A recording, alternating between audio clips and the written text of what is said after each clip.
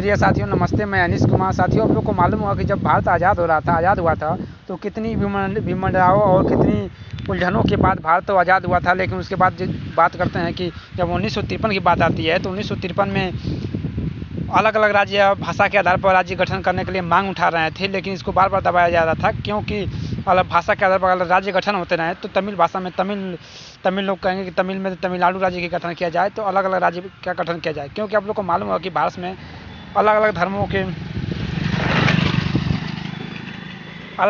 के लोग निवास करते हैं। इसलिए भारत सरकार बार बार दबाव दे रही थी कि भाषा के आधार पर राज्य नहीं बनने चाहिए और राज्यों में परिसीमन किया जाए, घटाव बढ़ाव किया जा सकता है। लेकिन आप लोग को मालूम होगा कि जब भारत में पहला भाषाई आधार पर बनने वाला जो राज्य था वो आंध्र प्रदेश था। क्यों बना था? क्योंकि जो वहाँ के एक जन नेता थे जिसका नाम था पट्टी रामुलु।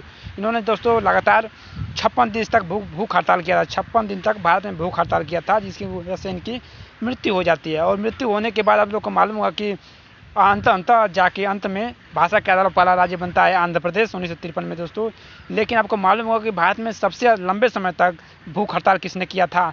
तो वो तो मणिपुर की एक आयरन लेडी कही जाती हैं, जिनका नाम है इरोम नाम था। आयरन लेडी कही जाती है, सर्च कर लीजिएगा, भूल गए नाम। तो दोस्तों उन्होंने क्या था, उन्होंने लगभग 16 वर्षों तक